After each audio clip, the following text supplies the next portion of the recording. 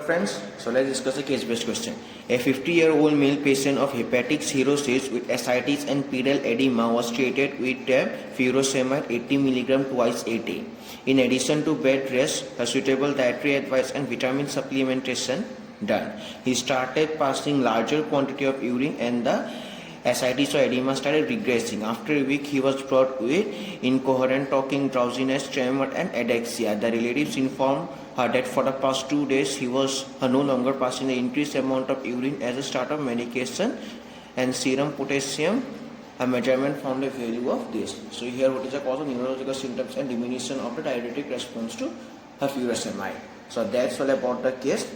So in this video I am going to tell you that is how this drug, that is furosemide, so here that is causes the patient to do large quantity of urine, to pass large quantity of urine, and also that is how this drug, so here causes neurological symptoms like drowsiness, tremor, ataxia. All these neurological symptoms, so here caused by this drug furosemide, and also furosemide also makes the person to do more urine. So that is the main concept of today's. So this is my main concern. So here how this drug furosemide, so here causes neurological symptoms and makes patient to do more urination. So this is the main topic of my today's video. So friends, see there, so this is the diagram showing the ascending limb of the loop of Henle. So this is the lumen, and this is the tubular cell, and this is the blood, and the membrane of the tubular cell towards the lumen is known as luminal membrane, and towards the blood is known as basolateral membrane. So now, so let's discuss the action of this ascending limb of loop of Henle. So first of all, you can see that this round like structure, so here present a luminal membrane is basically sodium potassium chloride co-transporter. You can see that it transports sodium ions, potassium ions and chloride ions from the lumen to the tubular cell. So this is the first function, and also that is some of the potassium ions which are that is transported from the lumen to the tubular cell by this sodium potassium chloride co-transporter. Some of the potassium ions again, so here retransported into the lumen, but here that this, so here transportation, that is retransportation of potassium ions occurs in a balanced manner such that the normal potassium serum level is maintained. So therefore I have written that from the lumen of the ascending limb of loop of Henle, the transport of sodium ions, potassium ions and chloride ions done through the sodium potassium chloride co-transporter, and this sodium potassium chloride co-transporter is present at the luminal membrane of the tubular cell. So this is the first function. And also second about the, so here transport of potassium ions, see that some potassium ions secreted again into the lumen of the ascending limb of the loop of Henle through the potassium channel, see that through the potassium channel present at the luminal membrane of the tubular cell. So see that this is the, so here potassium channel, so here green color potassium channel, it is present at the luminal membrane, and this sodium potassium chloride transporter is also present at the luminal membrane. So that's all. So therefore a very important note I have written that again the retransport of potassium ions from tubular cell to the lumen done in such a manner that the normal serum potassium level is maintained, and some potassium ions present in the tubular cell also secreted.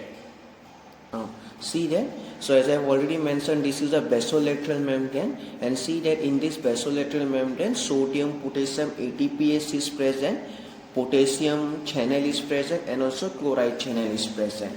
So here so you can see that now these sodium ions also have to be transported from this tubular cell into the blood, then only that is the final reabsorption of sodium ions will be done. So for that you can see that there is sodium potassium ATPase. You can see that this sodium potassium ATPase, so here transports sodium ions from tubular cell into the blood whereas that this sodium potassium ATPase transports potassium ions from blood into the tubular cell. Now again see that from here again some of the potassium ions again retransported from tubular cell into the blood through the potassium channel present at the basolateral membrane, and some of the potassium ions also here transported into the here lumen of the ascending limb of the loop of Henle through the potassium channel present at the luminal membrane, so that the normal physiological serum potassium level is maintained. So and also you can see that is a chloride transport, that is a transport of chloride from the tubular cell. The blood is also drawn through the chloride channel present at the basolateral membrane. Now, so finally that is sodium ions here have reached the blood. So therefore that is a reabsorption of sodium ions has been done, and you know that there is a water also follows sodium, so therefore water also comes into the blood on the basis of the diffusion process. That's all. See that here I have written that sodium potassium ATPase present at the basolateral membrane, and through this sodium potassium ATPase sodium ions transported from the tubular cell to blood, whereas potassium ions transported from blood to tubular cell. See that again. So here sodium ions here initially present here, so they are transported from here to this, and potassium ions transported from blood to tubular cell. And also that is some potassium ions are retransported to the blood from the tubular cell through the potassium channel, and this potassium channel present at the basolateral membrane, that is basolateral membrane of the tubular cell. And note that this transport of, again there is a very important part, that this transport of potassium ions also occurs in such a manner that the normal physiological blood serum level is maintained. And next, so here basically chloride ions also transport of blood through the chloride channel present at the basolateral membrane. See that. So this is the basolateral membrane. So this is a basolateral membrane, and in this basolateral membrane that this is the chloride channel, and through this chloride channel, so here chloride ions transported from tubular cell into the blood, and also water follows sodium ions. So this is the action of the thin ascending limb of loop of Henle through which sodium and water are reabsorbed. Now by doing this normal physiological functions, that I want to mention a very important thing there, that for the sodium reabsorption, that is sodium potassium chloride co-transporter as well as sodium potassium ATPase. That means both these transporter, that is sodium potassium, so are required. So therefore I written that both sodium potassium chloride transporter and sodium potassium ATPase important for sodium reabsorption. And in this case, so here this is the sodium potassium chloride transporter at the luminal membrane, and this is a sodium potassium ATPase at the basolateral membrane. Both these are important for the reabsorption of sodium ions. So in this reabsorption sodium ions done. But now I am going to tell you the action of the drug furosemide. So now action of a drug furosemide.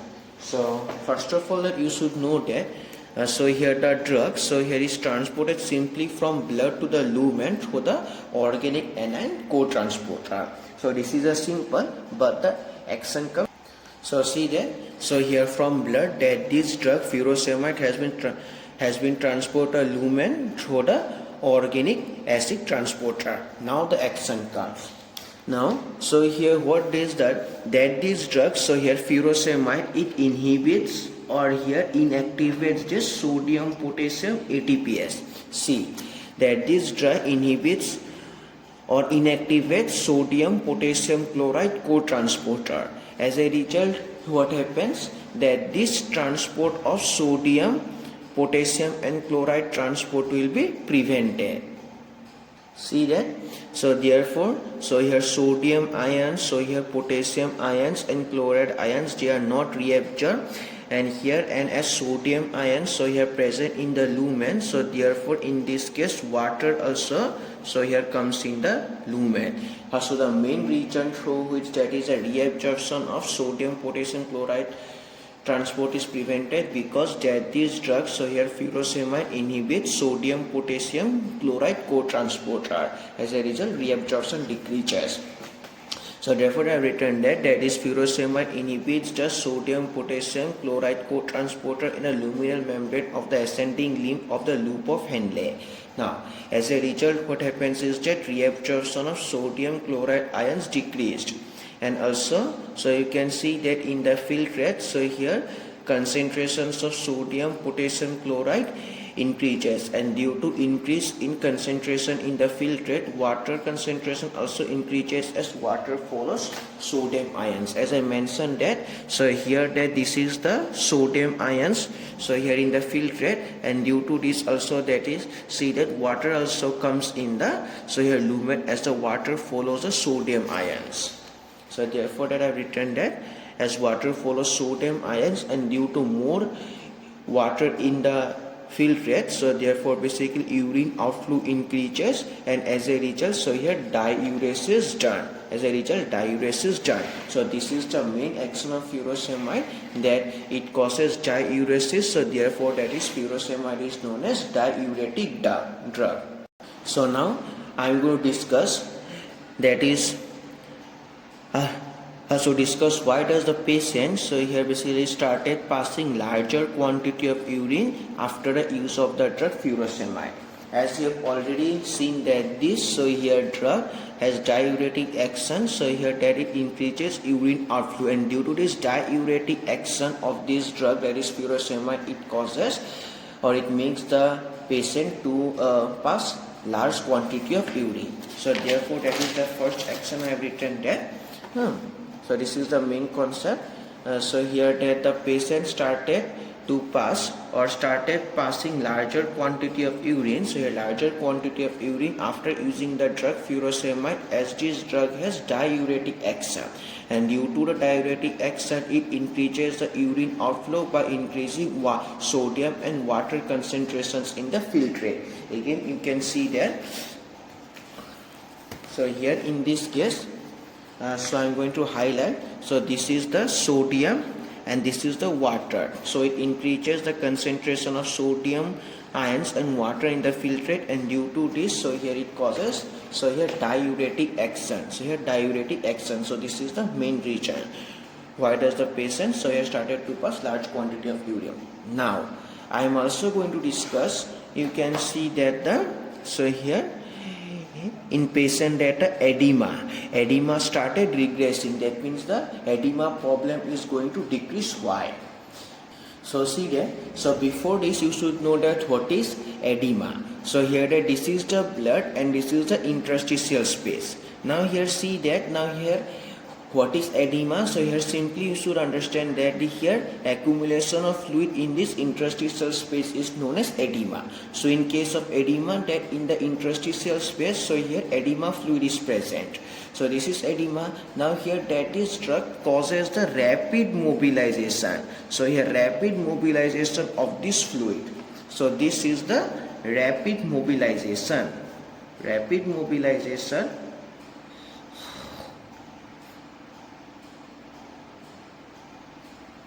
So friends, see that these drugs, so here furosemide, it stimulates the rapid mobilization of this edema fluid from the interstitial space into the blood.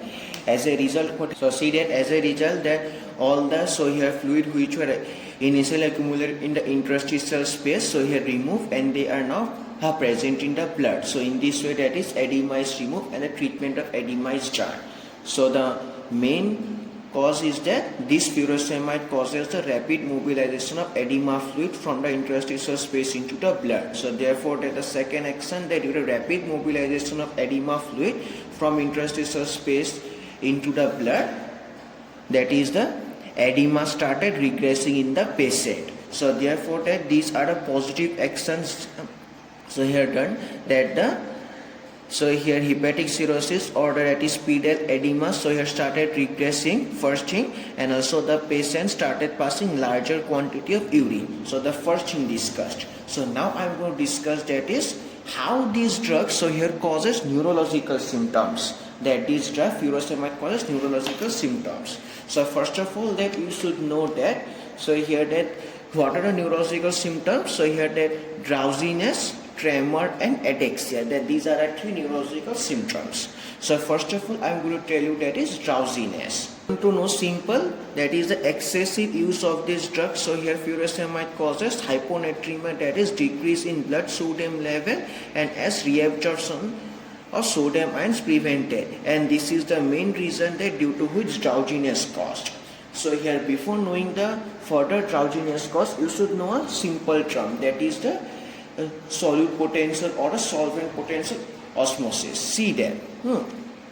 As you already know, so here let that this is the solution A and this is the solution B. See that in solution A, that is the concentration or the concentration of solvent molecules is more and that of solute molecules is less. Whereas in B it is reverse, that is the concentration of solute molecules is high, whereas the solvent molecules is low. And you know that these solvent molecules that is always move from that is low solute potential to high solute potential. So here high solute potential and low solute potential. So solvent molecules will move from A to B. See that I have done. So see that the solvent molecules water, they are moving from A to B. Why? Because that the solvent molecules always move from low solute concentration areas to high solute concentration areas. So therefore water moves from solution A to B. So this is the main concept that I am going to discuss in drowsiness. So see that, so here that in a normal person, yes, that is water moves from blood to brain cell but in a normal amount. That is the required amount that is required by the brain cell, that amount move. But in case of drowsiness, see that due to decrease in, so here see that in a normal person, that is the sodium concentration, so here sodium ions or the sodium concentrations is normal. As a result, that is normal amount of fluid that is required by the brain cell, so here moves from blood to the brain cell. But in case of so here drowsiness, see that the sodium concentration decreases too much, that here that the solute concentration, so here difference between the blood and brain cell becomes high. As a result, so here more water or the excess water moves from blood to brain cell, and due to the excess movement of water from blood to brain cell, so here drowsiness is caused. So therefore that I have written that, so here in drowsiness due to decrease in blood sodium level, excessive water molecules move into brain cells, so the normal brain function gets affected. And why does the excess water molecule move into a brain cell? Because of decrease in sodium ion concentration, solute potential. So this is the main cause of drowsiness. And second, so here you should know what is tremor. So if you want to know what is tremor, you should know that simply definition that excessive involuntary muscle contractions which cause rhythmic shaking movement, body parts like hands or head. So for tremor, you should know that here this simple concept that the muscle relaxation is done by the influx of potassium ions. But in tremor, so here now here that is why does a tremor cause? Tremor cause due to hypokalemia, that decrease in blood potassium level, and also due to non-relaxing phase of the muscle. So this is the main cause of tremor. Now here, and how this tremor cause? So here now see. So friends, see that in a normal person, that is that due to the normal serum blood potassium level, so here potassium ions move from blood to the muscle cell on the basis of concentration gradient, and these potassium ions cause a relaxation phase of the muscle, so that relaxation occurs and the contraction is stopped. Now see that, but in case of tremor, as I already discussed, that hypokalemia occurs, that means a concentration of potassium ions in blood and muscle cell almost becomes constant. So as a result, that is the potassium ions don't move from blood to muscle cell. So as a result, if no potassium ions, then no muscle relaxation, then automatic the involuntary contraction will continue forever. So therefore, all this I have written that potassium ions move from blood to muscle cell on the basis of concentration gradient to cause muscle relaxation. But in tremor, due to decrease in blood potassium level, that is potassium ion concentration becomes almost same in both blood and muscle cells. So the concentration gradient does not exist. And so potassium ions can move in the muscle cell to cause a relaxation. That is, relaxation is not done. So as a result, so here tremor occurs.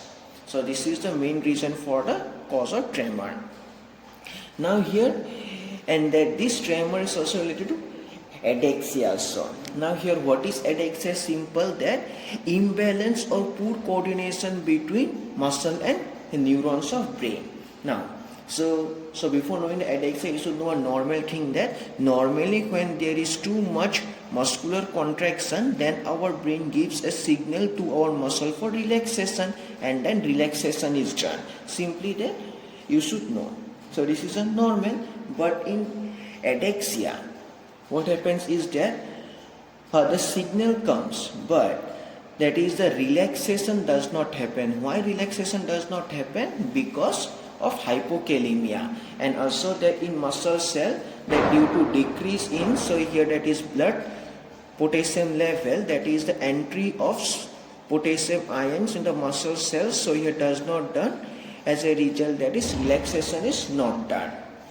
So see that this is a constant, but due to hypokalemia, so here muscle relaxation is not done through the, though the brain signal for relaxation comes, as the entry of potassium ions not done.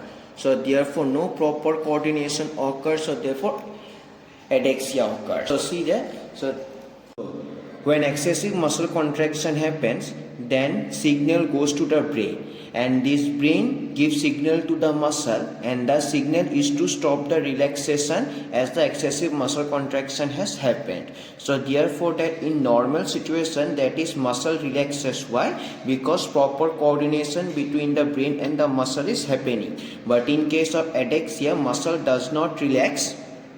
Why?